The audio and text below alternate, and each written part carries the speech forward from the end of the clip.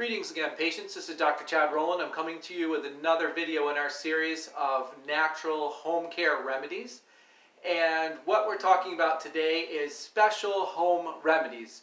I think we're going to do two parts for this video. I'm going to do kind of a rapid fire, just throw out some ideas, some things you've probably heard of before, some things you might not be familiar with, and then you can do further research. I just suggest having books on hand, so that if for some reason the internet's unavailable, I know a lot of people say, well, I can just check my phone real quick, but you never know if that's definitely available. And of course, having books on hand are a little cumbersome if you do have a phone. So having both of those options and knowledge, what do I mean by that? In other words, having the information and having practiced it on your family members or with your family members at home, so that when something does happen, you know that you can go to that and have confidence and have some experience. So you're not having to just look it up and then try it for the very first time when it might be a more essential or a critical time. So we're going to talk about some of those things. Another caution I want to throw out here at the beginning is there are sometimes all kinds of information that you can find on the internet. Not as much in a book, but definitely on the internet that perhaps have exaggerated claims. And most of the time with natural remedies, the exaggerated claim is going to be just that, and you'll have to use some common sense. Which of course someone had said common sense is not so common these days, but you have to be able to take those claims and decide for yourself, is this something that really sounds reasonable or possible? Now the body has an amazing ability to heal itself, and with natural remedies they also are very powerful and can help with a lot of different things that sometimes we don't give them credit for nowadays. Our ancestors have used them for a long time. And so I'm not discounting natural remedies, but I just want you to be careful. Also ask yourself, is there some kind of a dangerous side effect that might be occurring? Or am I neglecting modern medical care that could be helpful for this particular ailment by doing natural home remedies? Now you have to find your own comfort level with your philosophy and your personal experience and your confidence level in those natural remedies, but it is possible to create some kind of a risk for yourself by delaying care, where you could go easily get something like an antibiotic or something like that that would help with the problem which you wanted to treat at home. Now I'm not against treating at home. I do a lot of it myself, recommend it, and in some cases that might be the only option, but I want you to be aware of that, and you just have to take that into account. The other thing is it a strange therapy? Is it like really odd and strange, and where does it come from, and who came up with this idea? Or is it something that's fairly common and you hear it in a lot of different reputable places? It gives you a little more confidence. And we'll talk about that in one of our other videos about, do I need a lot of proof for natural remedies, or is it something that I could try it and it has a gentle, minimal side effects, and then see how it works for you? You need to understand some of the benefits for that. Let's get into our video for today. I'm first of all going to start by showing you some books. When I talked about having some home reference manuals, just talking off the camera there for a minute. Here's a good book by two medical doctors. It was put out some time ago, but it's called Natural Home Remedies or Home Remedies by Doctors Thrash. Agatha Thrash, and I believe she might not be living still at this time. Here was a small one she and her husband had put out as well. There's several in this series. Natural Remedies, a manual, some information about the research behind it, and then practical applications for that. So there's a number of books like that. Another, more like the Bible, if you will, of home remedies is this particular one here. Natural Home Remedy Encyclopedias. If you can read the author there, and it gives you some information. There's just so much. I'm going to turn it sideways. There's so much in this particular book. You can look up different type of treatments. You can look up different ailments. You can look up all kinds of symptoms and then try to go back and find. It is a very useful reference, and probably worth the $60 or $70 that you might pay for that in order to have it at home in your library. Another one would be to look up herbal remedies, and some of you like to grow and make your own herbal remedies. Here's one of the better books that I've found that I think you could rely on, the Herbal Medicine Maker's Handbook. Okay, a home manual, and see if you can see the author there. So there's a book, and he goes into tips about growing and about using home remedies. Here's another. I like this particular series. Okay, in this particular series, there's one by D&K, which is a European publisher, my understanding, and then Barnes & Noble has a similar series of this particular book. And when you look inside, they'll go through each individual herb, and they'll talk about, okay, here's some of the benefits, here's some of the problems, and here's some of the cautions, and here's some of the usages. Now, when we talk to herbs, here's another one, Herbal Recipes. In this particular series is pretty well known with Rosemary Gladstar, so there's an example of another book, pretty good size, and it's very practical, how to make tinctures or how to make salves or something else like that. Here's her book called The Medicinal Herbs, A Beginner's Guide. So that's a pretty useful book as well, much thinner, lower cost for you. And then we're going to talk about essential oils right now, and some type of an essential oil guide. This particular one I like because it has some demonstration in the back about different types of oils that you can look up, and then it will give you a usage, like what's a common usage, where does it grow, what are some cautions, and how can you apply it. So having some type of an essential oil manual is useful. Now, when we talk about essential oils, what is an essential oil? An essential oil is concentrated herb. So they take the herb, and it depends on what part of the herb. So that's one thing, is you're buying essential oils, you need to be careful. Am I getting something that's a quality product that is made from the right part of the plant? Is it harvested in the right time? Was it processed in the right way? So I have to be careful of how that was heated or how it was extracted. Also, what am I using it for? Am I putting it on the right part of the body in the right way? So natural doctors will think of, did I get the right part of the plant? Did I do it at the right time? Did I harvest it in the right way? Am I putting it on in the right method? In other words, is it a salve or a tincture, which is a liquid? Is it another form I'm taking in a capsule, or how am I taking it? And then, is it the right herb for this particular complaint? And also with herbs, we tend sometimes to take too little. So am I taking enough to actually make a therapeutic benefit for the particular complaint I'm looking for? Now, that being said, there are some side effects with herbs, more so than with vitamins or minerals or some common nutraceuticals or something like that. There could be some side effects. So they're usually quite few in number and quite mild, but it is important because there are a few herbs that are fairly potent, and you should understand what you're using when you start using them, and how, and the cautions that go along with those. Essential oils, I'm going to show you just a few. Now, this is a middle of the line brand. There's different, so here, for example, this would be rosemary. I'm going to talk about a few common ones that we use in the office, and you can get some high-level ones that are distilled very particularly, and they have very high quality. The price also goes along with that. So I'm not saying that doesn't matter, but you want to decide how much is that worth to you. On the other hand, there are some that the price is very low. They maybe don't come from a reputable company, or you can find them on the counter at a department store, and the quality just might not be there. So if somebody wants to use it for therapeutic purposes and not just for aromatherapy, like how do I enjoy the smell of it, that's something to be careful of, because that might affect the results. It's definitely, I said might, it definitely is going to affect the results. So you want to get a quality product, especially when you're using it for therapeutic benefits. So how do I use essential oils? Well, the first one I talked about could be aromatherapy. Well, I enjoy the smell of it. But it's not just a perfume. Aromatherapy, actually, the molecules have been shown to interact in different parts of our body and create some beneficial change. Now, you can look up individual products and how much and what does that do. I'm not getting into discussing all that right now. We don't have time and to debate that issue back and forth. But there are definitely some benefits with that. So that's number one. Now, another thing would be to take and use those oils topically. It's recommended to use a carrier oil, like a coconut oil or even an olive oil or something on the skin, because skin can be sensitive. Keep in mind that these are concentrated oils. Perhaps some of them can be used directly, but you want to understand their usage and how you're going to apply them in your body.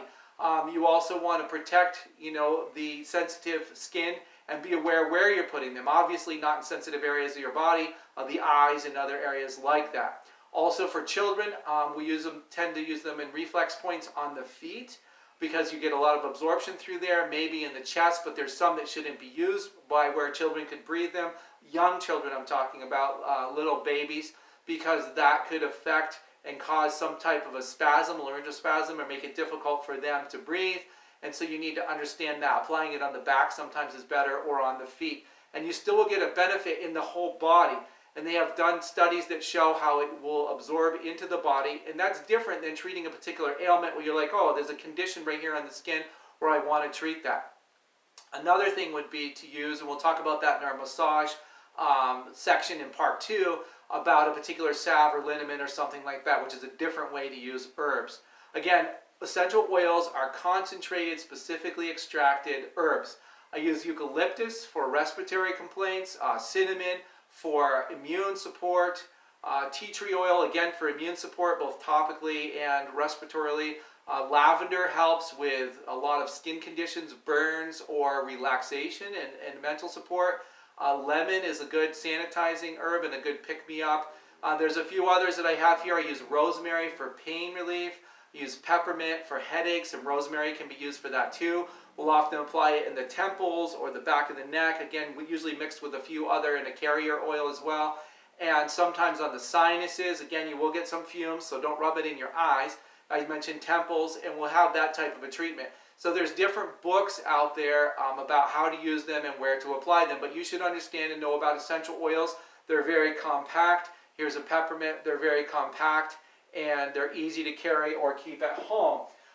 They do evaporate quickly, so you must keep the cap on them, or you will, and don't put them in heat or sun. They will be damaged, and you'll lose the effectiveness fairly quickly. You still might have some scent to them, but the therapeutic benefit. Now, if you're at home and you want to do something with herbal remedies, you can put it into a cup of steaming water, or not steam, but boiling water, and you can put either a tea bag in there or some freshly ground herbs, or you can put some drops of essential oil. We call it a steam tent. You'll sit at the kitchen table, set the cup down, and then cover your head with a big bath towel. Put your hands over the cup and breathe in deeply the vapors that are coming off that. Obviously be careful that you don't burn yourself, but you can do that steam tent treatment, and that helps with sinus problems, and it helps with other types of respiratory ailments, and I'm trying to get those essential oils deeper into my chest in a vapor way that's going to help me. We also use a diffuser. If you're familiar with that, you put a few drops of essential oils in,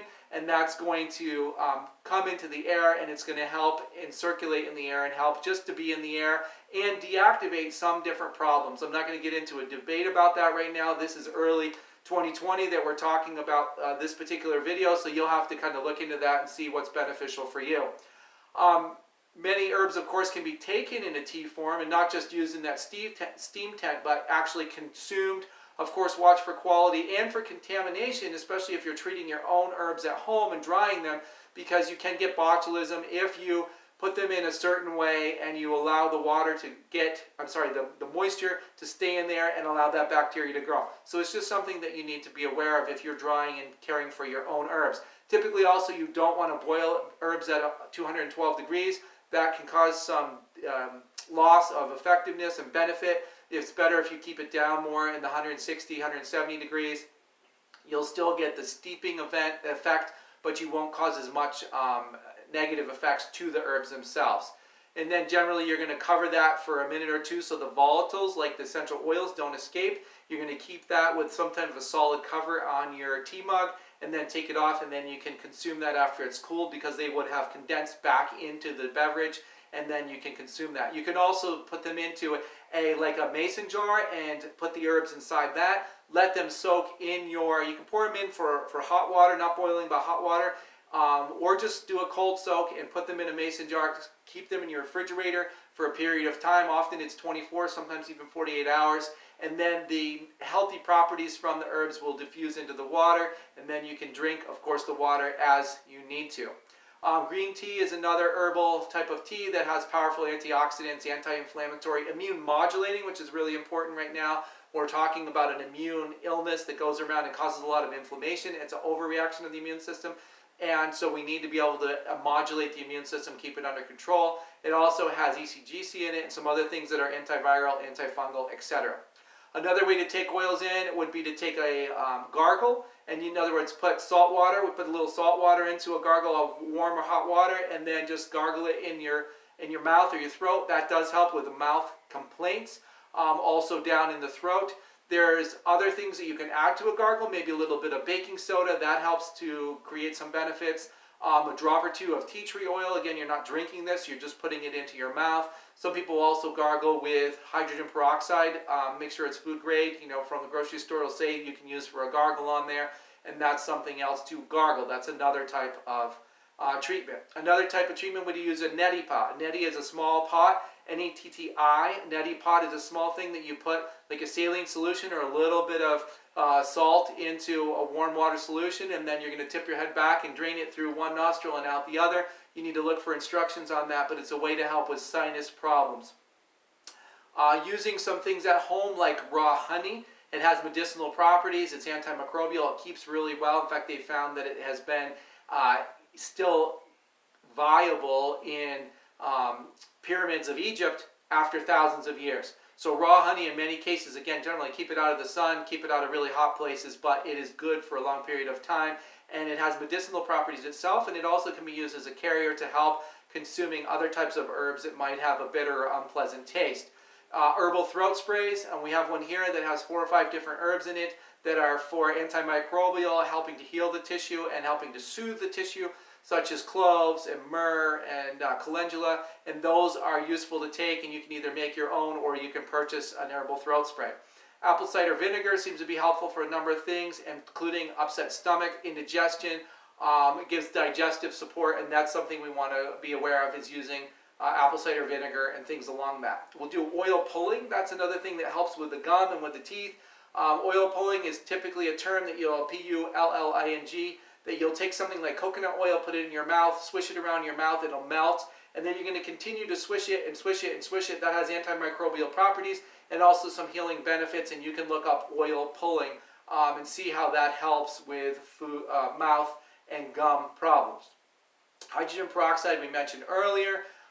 There's another way to use hydrogen peroxide besides a gargle or besides a topical use that people know for sanitizing different surfaces or cleaning a wound, but that would be in a nebulizer for upper respiratory infections. And I encourage you to check out mercola.com. There is a whole video and explanation in there about using hydrogen peroxide in a nebulizer for current immune challenges that are going on. Again, it's not 100%, but it is beneficial, and all the documents and the information are there. Colloidal silver. Colloidal silver is an antimicrobial that you can use topically. You can use it in a nasal spray. You can also put it in a nebulizer. And what are these all FDA approved? That's something you'll have to look in and say, you just should know about these, and is this something that I'm going to use in my own home remedies because I believe the benefits are worth that. But you need to understand the benefits and the risks of that. Too much colloidal silver can turn your skin blue. There's a whole fancy name for that. You probably already know that. You've seen the risks or the cautions on TV. You know, hey, this guy took too much silver. But for the most part, taking reasonable amounts. Remember, we said at the beginning, common sense with home remedies. Reasonable amounts can give you a lot of benefit. There's also colloidal copper. It's antimicrobial. It's a central mineral for the skin. And that's something that seems to create a lot of health benefits. So this was just a quick rapid-fire list of different health and home benefits, special home remedies. I'm going to be making a second video because there's other things I want to get into that we're going to talk about, but I want you to understand and know about some of these that you can look up for now on the internet. You've heard of these. You can go research them or in a book and understand the benefits for yourself. Remember, this information is accurate to the best of my knowledge, although it's I'm sharing what I personally do. This information is for educational purposes. That I'm not your doctor, and obviously it's not intended to diagnose, treat, prevent, or cure any disease. If you need further assistance, you want to contact me, you can reach me at rollandhealth.com, or my phone number in Edinburgh, Pennsylvania is 814-734-5000, and we can talk to you about that. I don't know your personal circumstance, so discuss them with your doctor or contact us. If you're interested in doing further testing to find out about the health and condition of your own body, we do a variety of different lab testings, from hair analysis looking for toxic minerals, or blood work looking to see how well balanced your system is. If you're interested in any of these programs, we can help you. Until next time, this is Dr. Chad Rolland wishing you the best of health and happiness.